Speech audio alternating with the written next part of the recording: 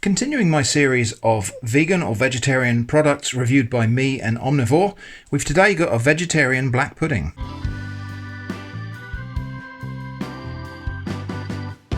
So this is a vegetarian black pudding made by the Bury Black Pudding Company. They are a company that makes proper black puddings. Now, if you don't know what black pudding is, in the UK, the word pudding is used to describe a very wide range of foods, which I will put some of them on the screen now. This is not an exhaustive list, by the way. In this particular case, it's a sausage, and black pudding is a blood sausage. Except this is a vegetarian black pudding, so it obviously doesn't contain blood, at least not blood of animals, perhaps blood of plants. Anyway, let's have a look. It says vegetarian black pudding, a mixture of beans, cereals, herbs and spices. So a traditional black pudding is made of usually pig's blood, and then oats perhaps, or barley, and spices. Anyway, ingredients here are water, black beans, wheat flour with added calcium, iron, niacin and thiamine, onions, pearl barley, modified starch, wheat starch, oatmeal, vegetable oil, which is palm and sunflower, barley flour, spices, salt, malted barley, mixed herbs, yeast extract, raising agent, which is ammonium hydrogen carbonate. I imagine people will have something to say about the palm oil, and I can't see anything on here that indicates it's sustainably produced. Okay, well, I'm going to open this up and we'll have a look. It's quite a small diameter for a black pudding, although you do get them like this. So let's open it up and have a look. Well, it's a bit more grey and greyish brown than I would expect a black pudding to look. It kind of smells the part, although the aroma is perhaps just a little bit on the weak side. Let's just unwrap a bit of that and cut some slices. Now, I've had a go at making vegan black puddings before now, just really because experimentation with food science is something that interests me. The mushroom one that I made was the most successful, and I would consider it almost an acceptable substitute for the real thing. So there we go, that's the black pudding slices. Yeah, they don't really smell of very much, they just smell of onions. Rest of that I'll wrap and put in the fridge. This we're going to fry and have in a sandwich. Now, I don't always bother with a direct comparison like this, but since this is a product from the Bury Black Pudding Company, and their main product is in fact regular black puddings, I'm going to do a like-for-like taste test here. So I've got a couple of slices of their regular pork-based black pudding here, bigger slices because that's the way it's presented, and we're going to taste these together. Well, we're going to taste these against each other. I guess there's also no real reason why I shouldn't taste a bit of this. It's not raw, because black pudding isn't raw when you buy it. It's already been cooked in the skin. But I'm going to taste a bit of this without frying it. Okay, no reason to do that.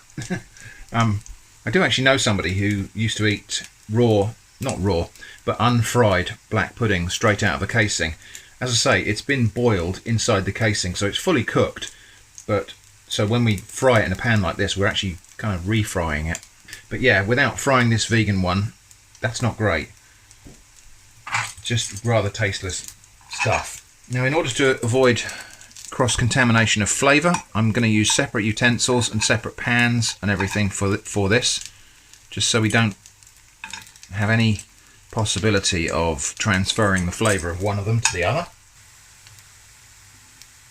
And since these are black puddings from Lancashire, I thought it might be quite appropriate to serve them inside Lancashire oven bottom muffins. So yet another thing called muffins, but quite different. These are like a soft bread roll, not very similar at all to what you might know as an English muffin, but also just called a muffin. These are really just very nice soft rolls. Let's have a look at them on the inside there. So yeah, I was thinking about toasting the insides, but I think I probably won't. I think I actually like soft white bread with black pudding. And normally I wouldn't bother buttering bread if something fried is going inside of it. But I'm going to make an exception this time because I think this might need a little bit of help along. So I've got this one for the vegan side, and I'm going to use real butter for the other one. So on the vegan side, we've got this vegan spreadable, which is essentially just a margarine, but it's formulated to taste quite buttery. Just got something about it that is quite tasty, and it melts in a nice way. And this might be a disaster because it's actually quite cold in the kitchen here at the moment. So that's real butter on the left one. Yeah, it's gonna have to be a little bit careful I don't just tear the bread up there. So that's the vegan black pudding now that it's cooked, and it has darkened a fair bit, which is good because the colour was just a bit off really earlier. But it does look kind of more the part now. And this is the regular black pudding, which obviously is not vegan. So comparison on appearance between the two things, well, it's very easy to tell which is which, but I don't know, the vegan one there is not completely... I think we will just look at it as a cooked product. I've only got these 2 slices of this one, so I'm not going to do the same here, but I eat this a lot, so I know what to expect here. So that's what it's like inside. I would say texture is a bit softer than a regular black pudding. Just going to taste a piece like that on its own. Yeah, it's okay. Texture is a bit softer than I would expect for a black pudding. Some of the flavours are there, but kind of muted, even the spices, which is weird. I am also just going to have with this a little bit of whole grain mustard. So, my 2 black pudding sandwiches, one of them real black pudding, one of them vegan black pudding. Let's get that to the table and give it a taste. So yeah, no mistaking which is which of these. That's the vegan one on the right and the non-vegan on the left. Let's give the vegan one a taste first. Yeah, okay. Well, it's nice. It's not unpleasant. The flavour's kind of just a bit wishy-washy, really.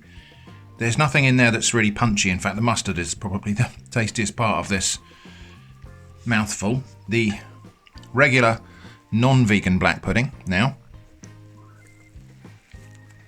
But, I mean, still, as black pudding goes, quite light on the spices, actually. But, well, I think what I might do now is just give these both what they really need, which is a bit of black pepper,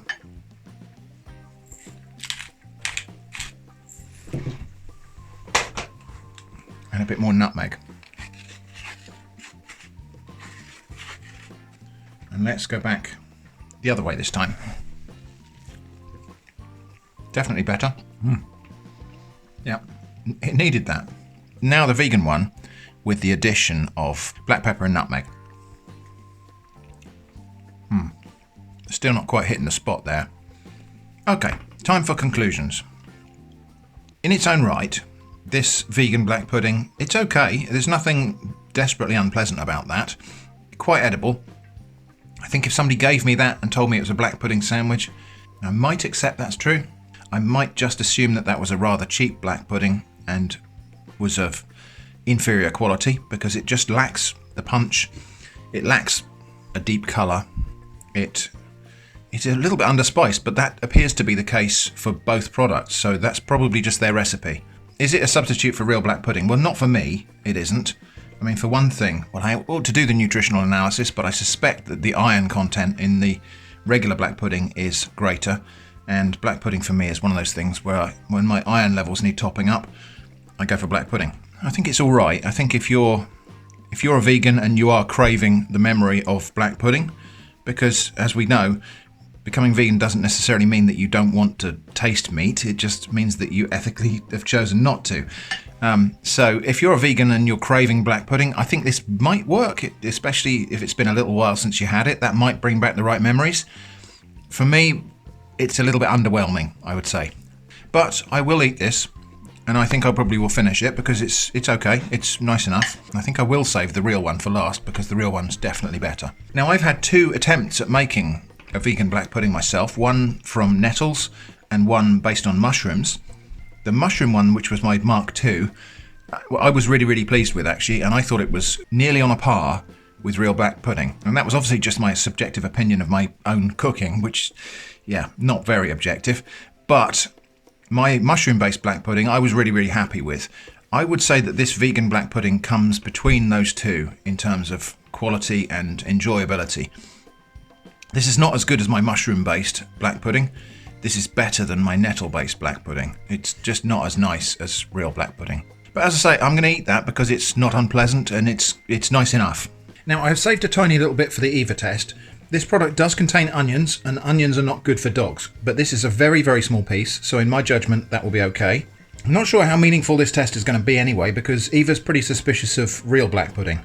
So anyway, let's have a go. Right, Eva, I got a whole good test for you. No, can you sit, please? Can you sit? And can you give me a paw? Thank you. This is vegan black pudding. What do you think of that? Look at me. What do you think? Yeah? You would eat more if there was more? Well, there isn't. Sorry. So there we go. That was the Bury Black Pudding Company vegan black pudding. I hope that was interesting. Thanks for watching, and I hope to see you again soon.